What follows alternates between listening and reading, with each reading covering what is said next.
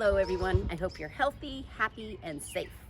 Last week I gave you 3 clues where I'd be reading a book from this week. The first clue was they're made of stone, wood, or steel.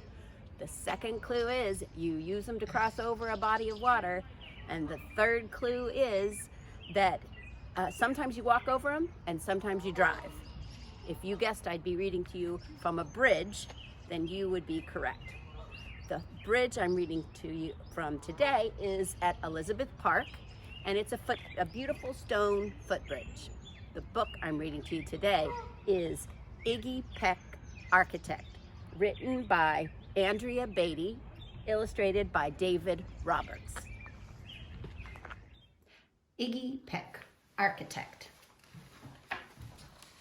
Young Iggy Peck is an architect and has been since he was 2. When he built a great tower in only an hour with nothing but diapers and glue. "Good gracious, Ignatius," his mother exclaimed, "that's the coolest thing I've ever seen." But her smile faded fast as a light wind blew past, and she realized those diapers weren't clean. "Ignatius, my son, what on earth have you done? That's disgusting and nasty. It stinks."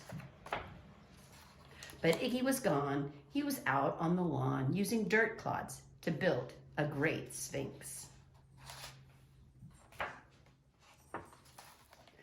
When Iggy was 3, his parents could see his unusual passion would stay. He built churches and chapels from peaches and apples, and temples from modeling clay.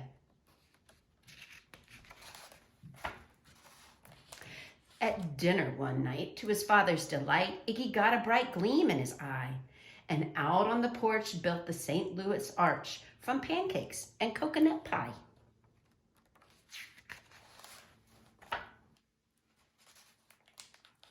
Dear Egg had it made until 2nd grade when his teacher was Miss Lila Greer. On the very first day, she had this to say: "We do not talk of buildings in here. Gothic or Romanesque, I couldn't care less about buildings, ancient or new." She said in her lecture about architecture that it had no place in grade 2. That might seem severe, but she was sincere, for when she was no more than 7, she had a great fight at a dizzying height in a building so tall it scraped heaven. On an architect's tour of the 95th floor, young Lila got lost from the group. She was found 2 days later in a stuck elevator eating cheese with a French circus troupe. After that day, it's quite safe to say she thought all building lovers were nuts. As a teacher, she taught that above all, one ought to avoid them. No ifs, ands, or buts. As you might guess, it would cause Iggy stress to hear such terrible talk. But he didn't hear. He sat in the rear while building a castle of chalk. "You, Iggy Peck, your desk is a wreck. Tear down that castle right now. You will not build in here. Is that perfectly clear? Do you need to see Principal Howe?" "No, ma'am," Iggy said. He lowered his head, and his heart sank down to the floor.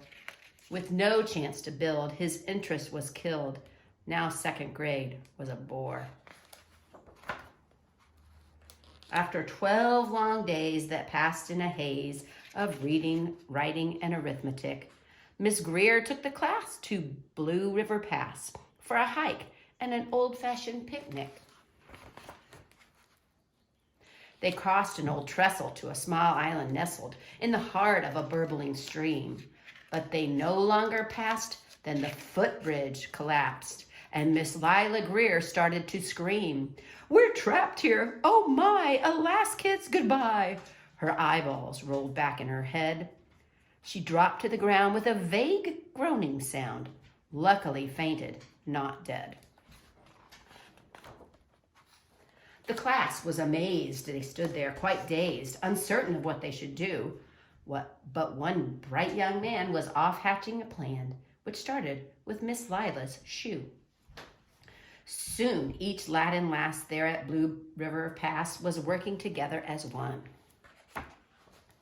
And when she came to, Miss Lila Greer knew that something quite brave had been done.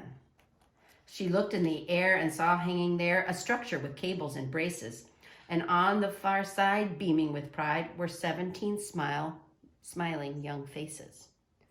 Boots, tree roots and strings, fruit roll-ups and things, some of which one should not mention, were stretched ridge to ridge in a glorious bridge, dangling from shoestring suspension.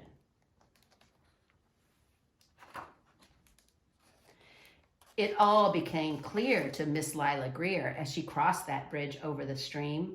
There are worse things to do when you're in grade 2 than to spend your time building a dream.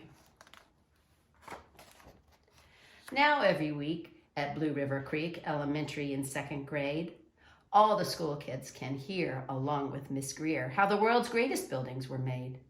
The weekly guest speaker in t-shirt and sneakers talks of buildings from Rome to Quebec. Of course, he's the guy who builds towers from pie, that brilliant young man, Iggy Peck. I hope you liked that book. I loved it.